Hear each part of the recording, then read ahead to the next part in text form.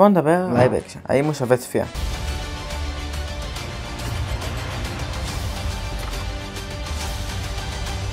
אז כשהכריזו את הלייב אקשן, הייתי טיפה נעלב אבל לא יותר מדי, כי חווינו כמה לייב אקשן גרועים. אז כעבור שנה וחצי בערך, יצא הטריילר. ומהטריילר העלה לי הציפיות בגדול. ובאמת שחיכיתי לסדרה, כי בטריילר, כמו שאמרתי בסרטון, כשראיתי את הטריילר, הרגשתי צמרמורת, הרגשתי וואן פיס. הרגשתי שאני רוצה לחקור את העולם, להכיר את הדמויות. אז ראיתי את הסדרה, ואני חייב להגיד שזה הלייב אקשן הכי טוב שעשו עד עכשיו, לא יותר מבלורדרלנד. אני ממש נהניתי שאין צנזורה, ולא לעשות סדרה לילדים. רואים שם דם, או רואים שם מישהו שנחצה לשתיים, את החלקים הפנימיים שלו, אז אין בכלל צנזורה. הדבר שהכי ציפיתי לו זה העבר של סנג'י, וזה ממש שימח אותי שלא שינו את העבר של סנג'י. אז כשראיתי בהתחלה את הטריילר, חשבתי שהכוחות של לופי והפריסטן יהיו לא כל כך טובים, כי את הסצנה ידועה.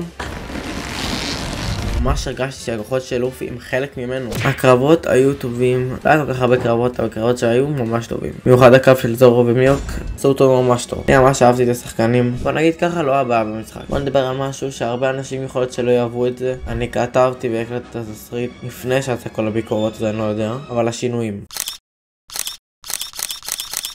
היה ממש שינויים בעלילה, היו צריכים לעשות את השינויים האלה, כי הם דחסו את כל הארק הזה ל8 פרקים. פרק 6 ממש הרגיש לי מהיר מדי, אבל כל השאר הפרקים הרגישו לי סבבה לגמרי. היה צריך לקצר את העלילה, אין מה לעשות, השינויים היו צריכים לעשות, ואני ממש אהבתי שעשו את השינויים האלה. השינויים האלה נתנו לי להרגיש שאני צופה עוד פעם בוואן פיס, עם כל התפניות. והיה שינוי אחד שהרבה אנשים לא אהבו, ואני לא מסכים איתם. למה הם שינו את גארפ? והשינוי הכי גדול לדעתי זה ההכנסה של גארפ. אני חייב להגיד שאני לא אהבתי את זה. יהיה טיפה ספוילרים, לא מוגזם, אבל יהיה טיפה.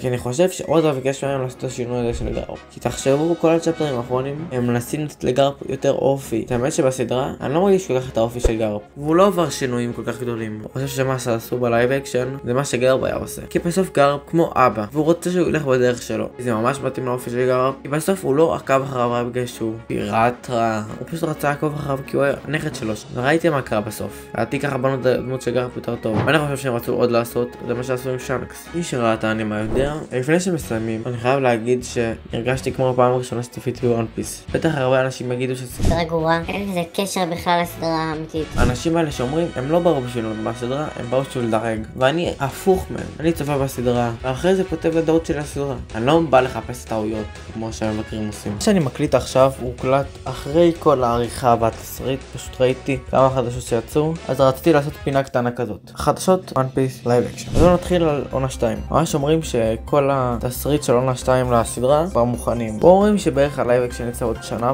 בערך. הסדרת הלייב אקשן הגיעה למקום ראשון ב84 מדינות. זה עקף את ונסדיי ודברים מוזרים. בינתיים להיום יש לה יותר מ140 מיליון שעות צפייה. זה מטורף. ואני מקווה שהם יחזירו את הכסף שהשקיעו עליהם. זה בינתיים כל החדשות. אז בקיצור, אדפטציה טובה, טיפה בעיות, טיפה שינויים, ובסוף זה הלייב אקשן הכי טוב שיכולו לעשות בוואן פיס.